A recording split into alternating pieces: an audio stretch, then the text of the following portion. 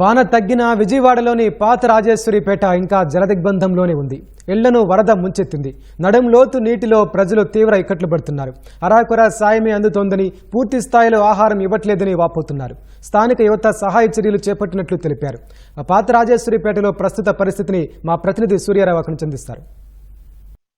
పాత రాజరాజేశ్వరిపేటలో ఇది పరిస్థితి.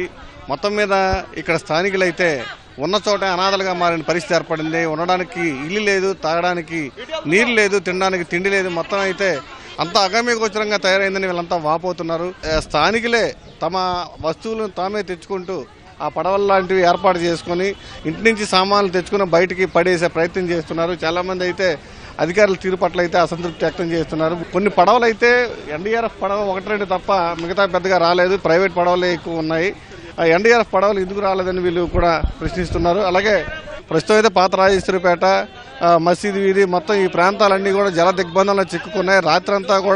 రాత్రి పగలంతా కూడా విద్యుత్ లేక వీరంతా నానా యాతన పడుతున్నారు. తినడానికి తిండి కూడా లేక ఎవరో ఇచ్చే ఫుడ్ కోసం వీరంతా వేచి చూస్తున్న పరిస్థితి అయితే కనుక కనిపించవచ్చు.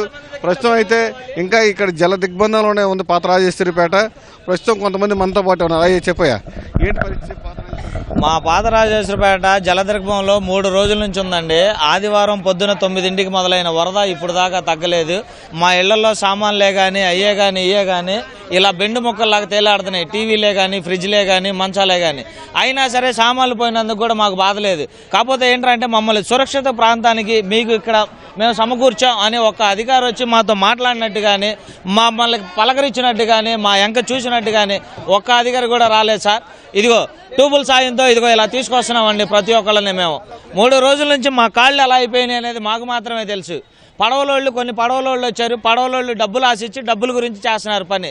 మేము డబ్బుల గురించి చేయట్లేదండి. మా పేట ప్రజల గురించి మేము కష్టపడుతున్నాం. అదేనండి, 3 రోజులు అయింది. 3 రోజుల వరకు ఇప్పుడు వరకు ఒక్క బోటు కూడా రాలేదు. ఇప్పుడు ఒక బోట్ వచ్చింది. అది కూడా ఇవాళ ఒక్క ఎన్డీఆర్ఎఫ్ బోట్ ఒకటే వచ్చింది. అందరూ లోకల్గా వాలంటీర్ చేసుకొని ఎవరికాళ్ళు సరి చేసుకుంటున్నారు. ఎవరికాళ్ళు లోకల్ యూత్ అంతా సపోర్ట్ చేసుకుంటున్నారు. తిండి పరిస్థితి ఏముందా, ఎర్రగడ్డ పైన ఇస్తున్నారు. అక్కడికి పోయినా ఏది దొరికితే అది అక్కడ వాళ్ళ వరకు సరిపోతుంది. ప్యాకెట్లు తీసుకెళ్లిపోతున్నారు.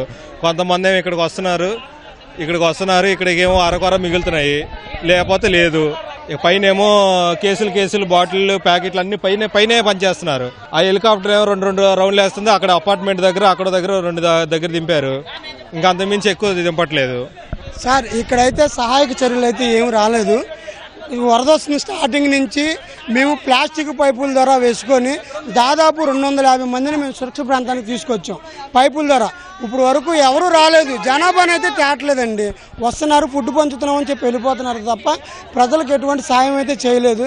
మేమందరం కుర్రోళ్ళు రాజరాజపేటలో కొంతమంది కుర్రోళ్ళు అందరూ కలిసి అందరూ సేవలో పాల్గొని ట్యూబుల ద్వారా మనుషులను ఎత్తుకొని తీసుకురావడం, బెండు ముక్కల ద్వారా తీసుకొచ్చారు తప్ప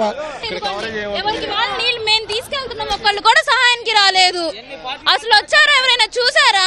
ఎట్లుందో తెలుసా, లోపల 10 అడుగులు మునిగిపోయి సామాన్ పోయింది. జనాల్ని తీసుకెళ్లడానికి కూడా ఎవరు రావట్లేదు. కరెంటు ప్రాబ్లం వచ్చేసింది. కనీసం పక్కన వాళ్ళకి ఫోన్లు చేయడానికి కూడా ఛార్జింగ్ లో కూడా లేవు. చిన్నపిల్లలు పాల ప్యాకెట్లు ఏమీ అందట్లేదు. 2 రోజుల నుంచి ఇబ్బంది పడిపోతున్నాం. ఇవాళ వచ్చారు. నిన్న మధ్యాహ్నం నుంచి, నిన్న సాయంత్రం నుంచి వచ్చారు. ఇవాళ ఇప్పటిదాకా ఎవరు లేరు.